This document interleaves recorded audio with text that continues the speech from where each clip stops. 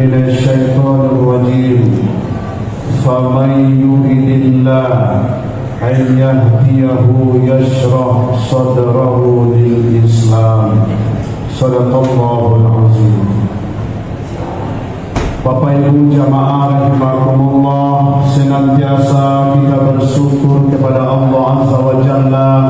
Alhamdulillah kita sudah hadir di rumah Allah ini dalam rangka melaksanakan kewajiban kita sebagai orang yang taat kepada Allah Subhanahu wa taala, yakni salat Isya berjamaah, kemudian dilanjutkan dengan mendengarkan tausiah, sesudah ini dilanjutkan pula dengan salat tarawih dan zikir berjamaah. Semoga kita semua selalu diberikan oleh Allah kesehatan lahir dan batin dan diberikan keberkahannya oleh Allah Subhanahu wa taala. Kemudian salawat dan salam tercurah selalu kepada baginda Rasulullah Muhammad sallallahu alaihi wasallam. Allahumma shalli ala Muhammad wa ala ali Muhammad. Beliau telah meninggalkan dua pusaka kepada kita semua. Manakala kita berpegang teguh kepada pusaka itu, insya Allah kita akan selamat dunia dan akhirat. Dua pusaka itu adalah Al-Quran dan Sunnah. Bapak Ibu jamaah rahimakumullah, lain sehat supaya ibu sadonya. Alhamdulillah. Tanda sehat, lain bisa datang ke masjid. Itu tanda sehat. Ibu bapak rahimakumullah, sudah lebih 1 minggu kita melaksanakan puasa. Apakah ada jamaah kita yang meninggal gara-gara puasa? Tidak ada. Ternyata memang Bapak Ibu, puasa tidak membuat kita celaka, puasa tidak membuat kita meninggal, justru sebaliknya sumu tasihu. Berpuasa kamu maka kamu akan sehat. Begitu kata Nabi. Sebaliknya Bapak Ibu, orang yang banyak makan dan capek mati, yang tak kontrol ke makanan, sadualah di baik, sadualah di danyau, udah lalu udah mati, karuang lalu karuang mati. Awak dah mau buah, tapi makan tak bagai, datanglah berbagai penyakit, bangkit. Maka Bapak Ibu rahimakumullah, ternyata puasa tidak membuat kita sakit, justru janji Rasul, puasa membuat kita menjadi sehat. Betapa banyak orang di rumah sakit kalau operasi, sebelum operasi dianjurkan berpuasa kalau ingin cepat sehat. Cubalah anggapan tentang dokter tu, tapi dia tak. Maka Bapak Ibu rahimakumullah, semoga kita selalu diberikan kesehatan oleh Allah Subhanahu wa taala. Amin ya rabbal alamin. Bapak Ibu rahimakumullah, setiap hari dan setiap saat kita bermohon kepada Allah agar Allah Subhanahu wa taala memberikan hidayah kepada kita, agar Allah Subhanahu wa taala memberi petunjuk kepada kita. Bahkan Al-Quran pun diturunkan oleh Allah adalah sebagai hidayah, sebagai petunjuk. Dzalikal kitabu la raiba fihi. Demikian kitab yang tidak ada keraguan padanya. Hudan lil muttaqin. Petunjuk bagi orang yang bertakwa. Di dalam Al-Baqarah 185 juga disebutkan oleh Allah Al-Quran sebagai hidayah. Syahrul Ramadan alladhi unzila fihi al-Quran hudan linnas wa bayyinatin minal huda wal furqan. Bulan Ramadan adalah bulan yang di dalamnya diturunkan Al-Quran, menjadi petunjuk bagi manusia dan penjelasan penjelasan mengenai petunjuk itu berbeda antara yang hak dan yang batil. Jadi Al-Quran pun sebagai hidayah, sebagai petunjuk. Dan kita selalu berdoa kepada Allah, Ihdinas siratal mustaqim, tunjuki kami ke jalanmu yang lurus. Dalam solat fardu 17 kali kita baca, plus ditambah solat sunat puluhan kali kita baca dalam sehari semalam. Apalagi pada Ramadan ini ditambah pula dengan 11 rakaat tarawih dan witir. Puluhan kali kita bermohon kepada Allah. Bahkan dari mulai bapak ibu kita pandai solat itu selalu kita baca puluhan tahun pula, sehingga kita diberikan hidayah oleh Allah Subhanahu wa ta'ala. Sekarang apalah tandanya bapak ibu kita sudah mendapat hidayah?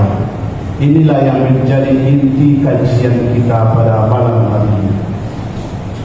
Ibu bapak rahimakumullah, Ustaz, alhamdulillah Ustaz, saya sudah dapat hidayah, kata bapak-bapak. Apa tandanya Pak? Kening saya sudah hitam Ustaz, karena rajin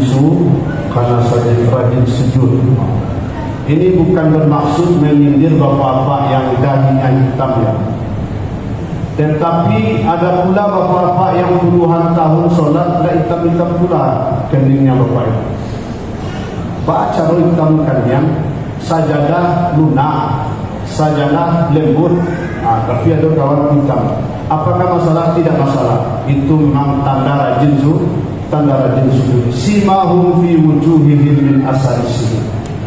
Bapak ibu rahimakumullah, kata ibu-ibu juga begitu. Ustaz, saya dapat hidayah Ustaz. Alhamdulillah Ustaz, kemana pergi pakai jilbab, yang jilbabnya sebesar mungkin Ustaz. Itu tanda dapat hidayah. Mari kita merujuk bapak ibu kepada apa yang disampaikan oleh Allah dalam Al-Quran.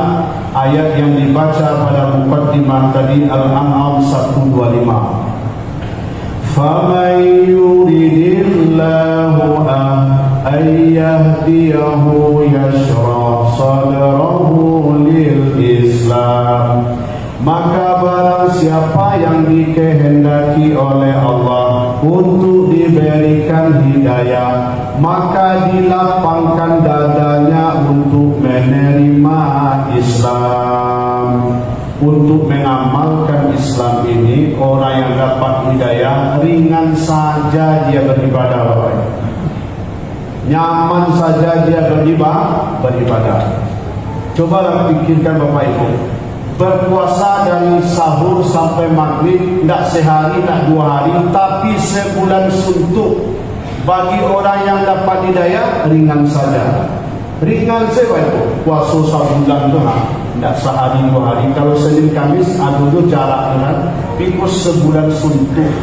Bagi orang yang dapat hidayah tidak masalah, ringan saja. Ini tanda yang kita dapat hidayah. Tapi bapak ibu kalau merasa beratlah untuk puasa ini, selalu puasa hari pertama. Hari puasa pertama kan hari Sabtu yang lewat. Itu waktu dia ada orang bantu orang mati je sehari itu. Dua hari nak puasa pertama tu, bahkan dari pagi sampai sore nak mencaduk apa dulu. Gara-gara puasa pertama. Bagus terasa balik. Sebab di bulan Sa'ban tak melakukan warming up, di bulan Sa'ban tak melakukan latihan puasa sunat. Nabi sudah ajarkan seringlah puasa sunat di bulan Sa'ban, karena kita akan menempuh puasa sebulan suntuk. Maka bapak ibu rahimakumullah, itu bukti tanda orang yang dapat hidayah, ringan saja dalam beramal. Apalagi solat. Tadi bapak ibu yang masuk ke masjid sudah tahiyatul masjid, kemudian azan selesai, solat sunat lagi, kemudian solat isya 4 rakaat, ditambah lagi sesudah isya tadi 2 rakaat, nanti ditambah lagi 11 rakaat, kemudian ada lagi setelah pulang tarawih nanti ada lagi yang tilawatil Quran. ringan saja Bapak Ibu, ringan saja. Kalau terasa ringan beribadah Bapak Ibu, itulah dapat hidayah. Tapi kalau wa idza qamu ila shalah qamu kusala, apabila dia berdiri untuk solat, dia berdiri dengan malas, itu nak dapat hidayah tu. Tu orang munafik Bapak Ibu. Orang munafik kalau berdiri solat tu kan enggak baring juga. Baring benar. Tambah lo imam agak panjang baca ayat.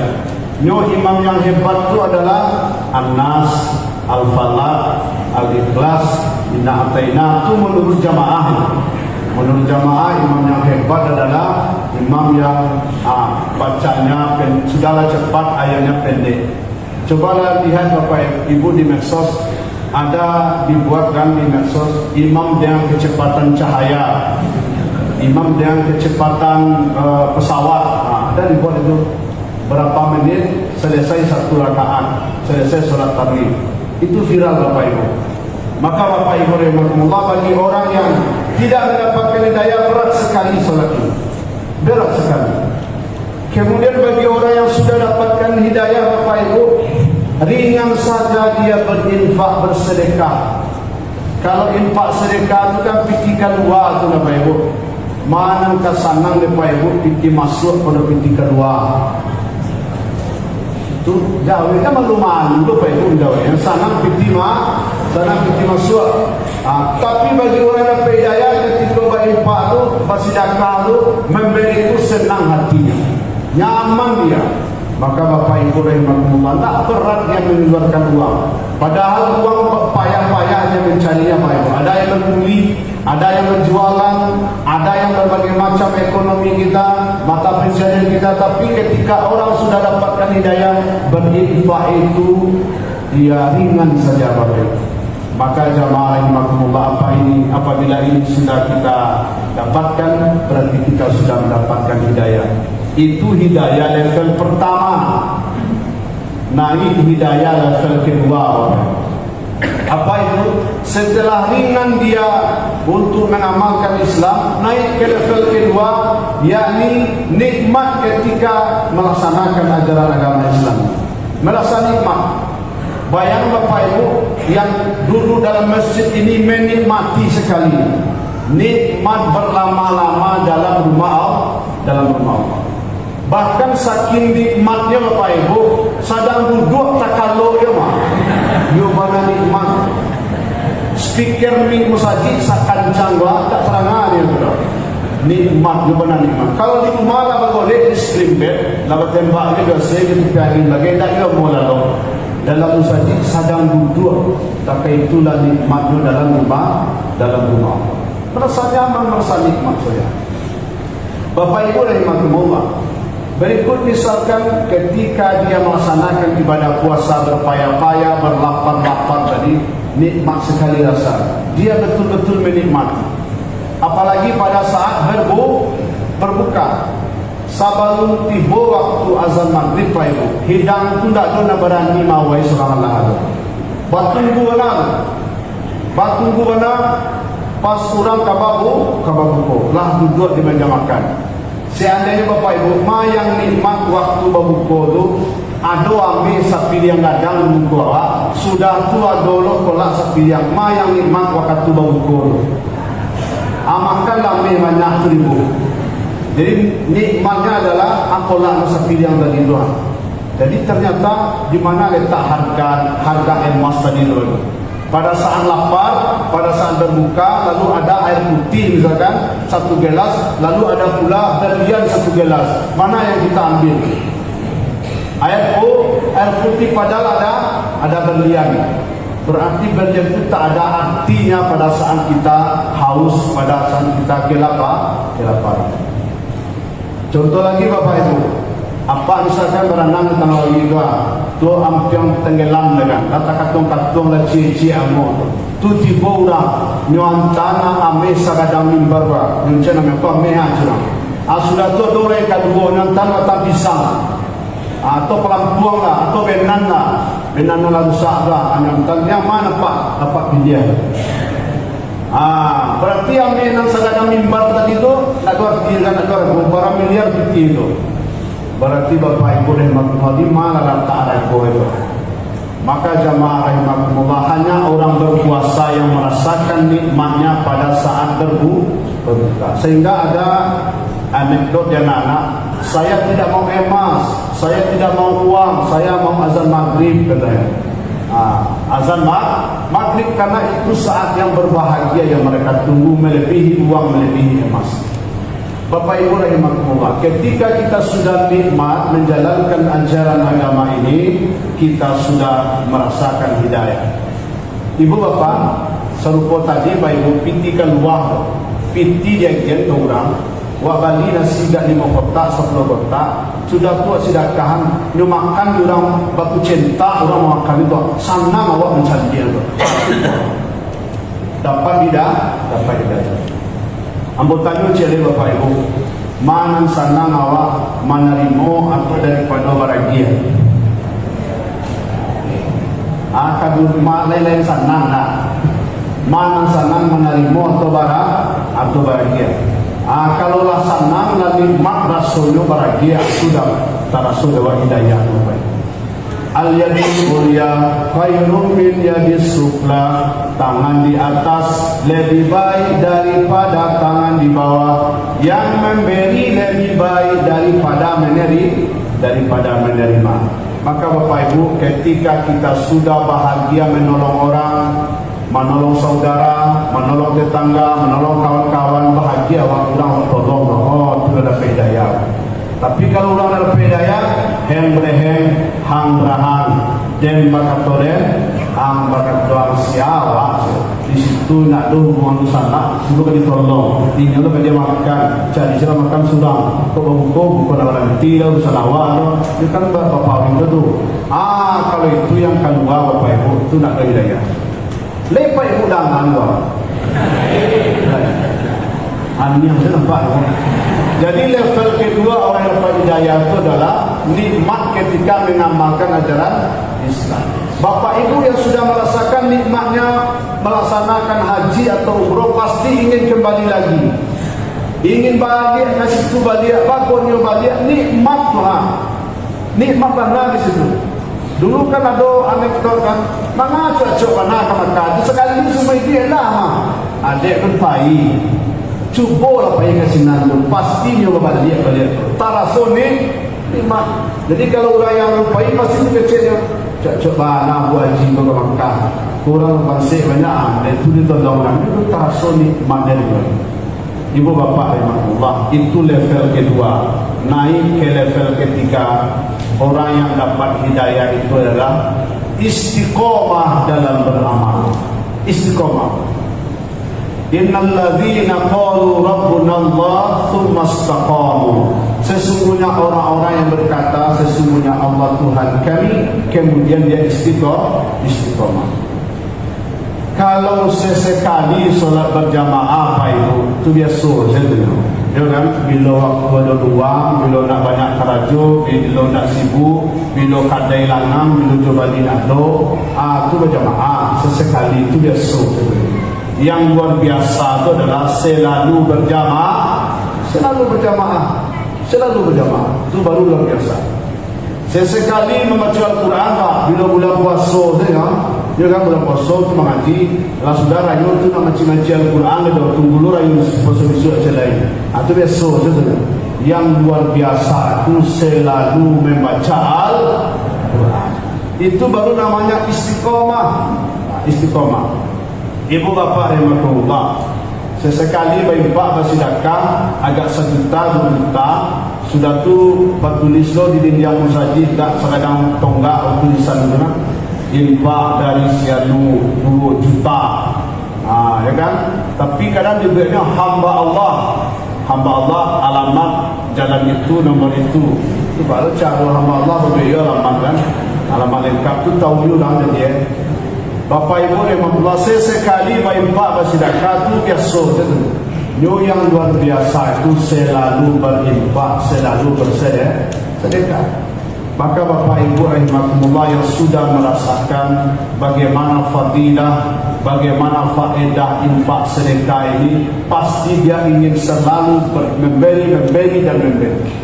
Karena Allah Subhanahu wa taala membalas dengan 700 kali lipat.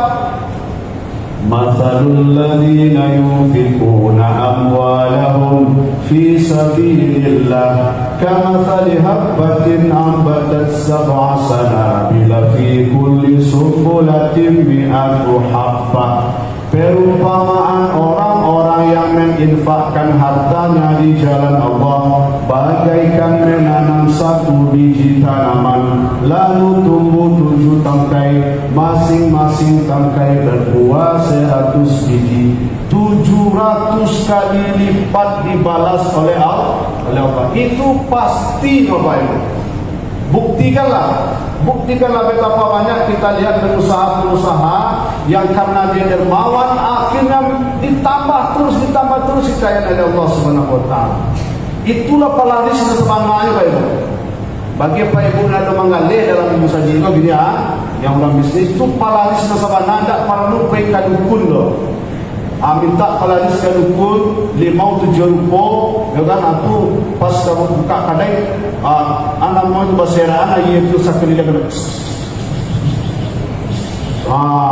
Baca cepat-cepat apa ya? Cepat-cepat baru ya. Anak perlu itu loh, Pak Ibu.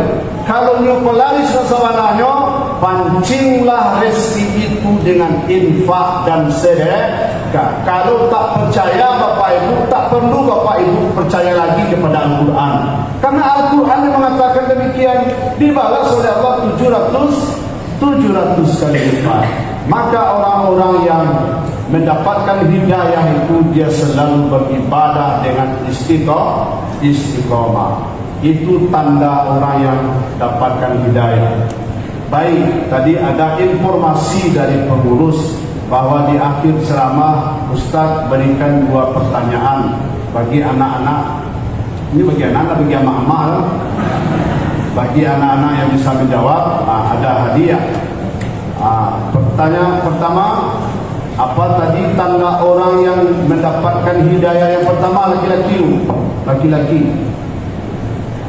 Anak-anak laki-laki. Anak-anak dah bersembunyi dah. Yang belakang pakai baju putih. Tanda orang yang dapat hidayah yang pertama, perempuan. Yang perempuan, tanda orang yang dapat hidayah yang kedua. Silakan. Itu anak ya, tidak mama ya. Silakan. Siapa namanya?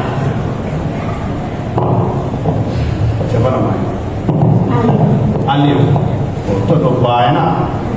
Alif, di mana tinggalnya? Moro. Apa jawaban yang pertama? Tanda orang yang dapatkan hidayah yang pertama. Ringan dalam melaksanakan ibadah. Masya Allah. Alhamdulillah. Anak kedua, Ustaz banyak jawab lah. Kira ulang lain. Silakan Ustaz. Yang kedua, nama Nadia. Di mana tinggalnya?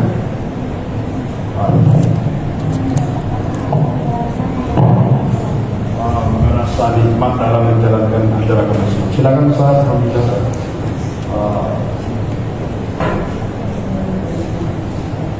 Silakan kembali ke tempat. Alif.